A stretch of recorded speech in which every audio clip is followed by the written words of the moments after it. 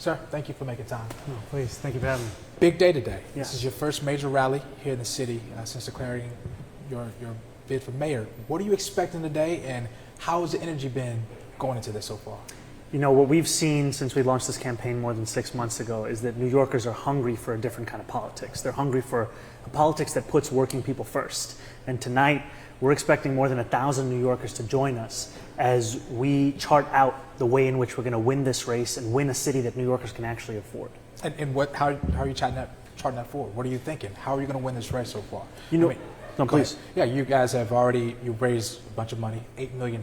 You have more than any other candidate right now in this race. What fueled that, and how do you expect this rally to fuel that even further? You know, we've said from the beginning that we have a politics that requires no translation. It speaks directly to the crises that are affecting ordinary New Yorkers' lives. And so we have committed that we're going to freeze the rent for more than 2 million New Yorkers. We're going to make the slowest buses in the country fast and free. We're going to deliver universal child care to each and every New York family, whether their kid is 6 weeks or 5 years of age. And ultimately, when New Yorkers hear that, they know exactly how it impacts their life, because that's the struggle they're living. They're living the struggle of the absence of that.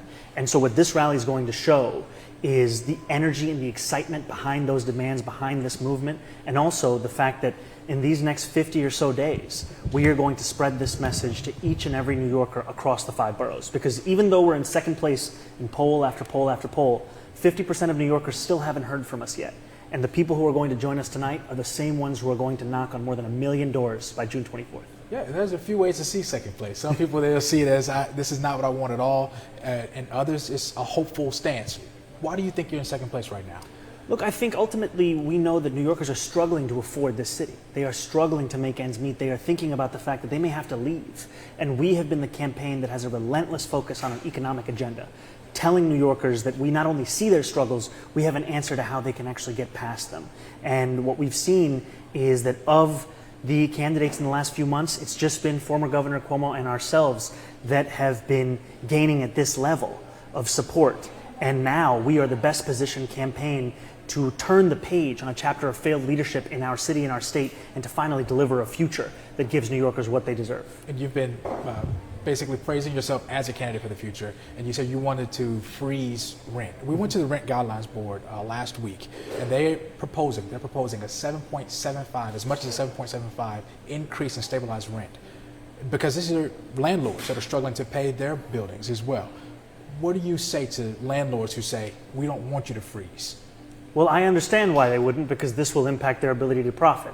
And ultimately what that same board found is that landlords of rent-stabilized units saw a 12% increase in their revenues in a year when the median household income for their tenants was just $60,000. Now, I represent Astoria and Long Island City in the state assembly. I have had an 82-year-old woman come into my office, tell me that her rent is now double that of her Social Security check, and her landlord has filed for eviction. We were able to pull out every stop to keep her in her home, but there are so many other seniors who do not have that assistance in their lives, and they're being pushed out of the places that they grew old. And ultimately, what we need is a mayor who's going to side with New Yorkers to keep them in their homes and take all of the steps necessary to ensure that we keep costs down, even for those landlords, because what we've seen with this mayor is raising the water bill to the highest it's been in 13 years, siding with Con Ed when they wanted to raise gas and electric to $65 a month, and promising to take on the property tax system, but then betraying that promise after instead defending it in court time after time after time and losing each time. 100%. And so what's your message to those who say, I don't want to fund this with my taxpayer dollars? If you're going to freeze the rent stabilized apartments, how are you going to fund that? So a freeze doesn't actually cost any money from the city, and what we've actually found in studies is that it would generate nearly $7 billion in savings for those tenants that they would be able to put back into the local economy and into their savings. And ultimately, what we need to do is make this a more affordable city. This is a policy that would say tenants would pay the rent they're paying this year, and they would pay the same amount next year.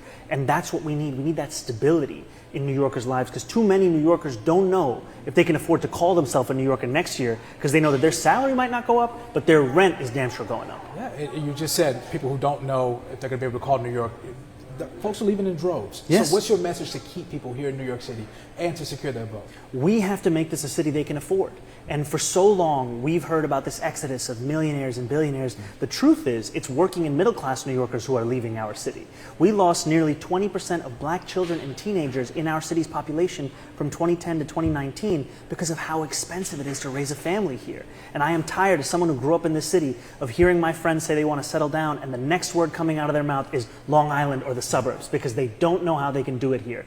That's not natural. That's not acceptable. We can change that. We're going to do that by making it cheaper to live in this city. And you want to tax the top 1%, you said, and also millionaires specifically? Yes, I want to tax two groups. The first is the most profitable corporations in the state. I want them to be taxed at the same levels they are in New Jersey, an 11.5% corporate tax rate for the top earners in corporations. And the second group are the 1% of New Yorkers who make $1 million or more a year. We would increase their taxes by a flat 2% increase, which is $20,000 a year, which is a rounding error if you're making $1 million.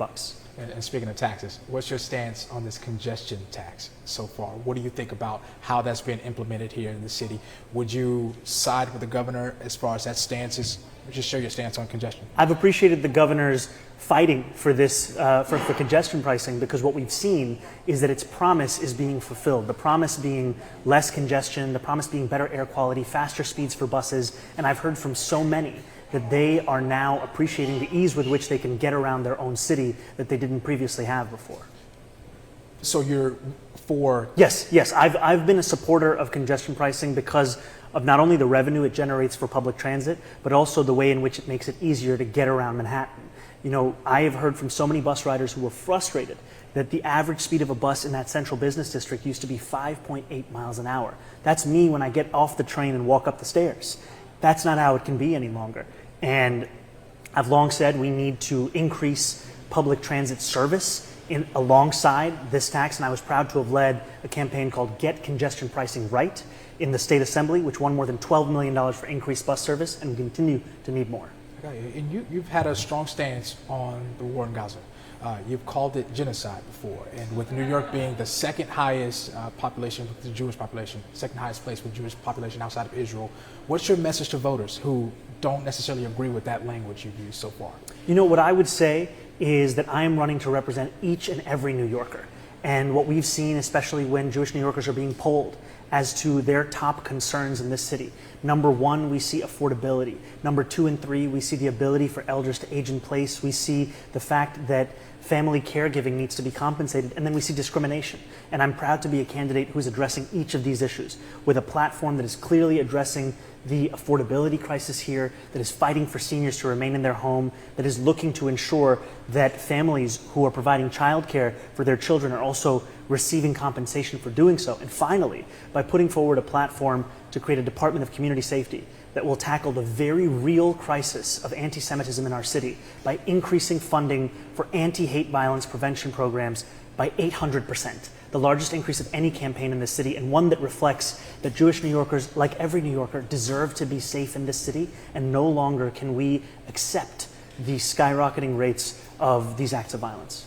Got you. And you've separated yourself from Mayor Adams in several ways. What would you say something about his administration you would possibly consider keeping if you were to be elected?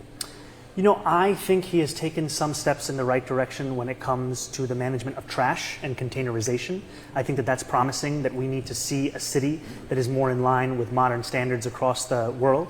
And I also have appreciated the fact that his leadership team looks more like New York City than previous mayoral administrations. And I think that that's something that we should continue to keep, is a team that reflects the city itself. All right, and my last question for you, how would you establish a broader appeal outside of primaries if you were to secure the primary for Democrats? And what would be your message across the aisle to New York voters who actually supported President Trump by much more than in this previous election so far? You know, I think the crisis of affordability knows no party. It is something that hits every New Yorker because every New Yorker has pockets that they are looking into and finding that they just don't have as much money as they used to. And I've spoken to a lot of voters across our city who voted for Trump in the last presidential election, and they told me one of the most motivating factors of it was this focus on affordability and how he kept speaking about the cost of groceries. As the only campaign that has a plan to guarantee cheaper groceries through a network of municipally owned grocery stores, one in each borough, I believe that that is a way in which we can build a coalition across the aisle and deliver the New York that every single New Yorker deserves, one that they can actually afford. What's going to surprise voters most about you within the next month or so before primaries? I think what will surprise them about us is the fact that we have no ceiling in this race. We are going to continue to grow our support until we get to more than 50%, because that's what we're going to do. We're going to win this race. Thank you for your time. Thank you. Appreciate you. Thank you so much.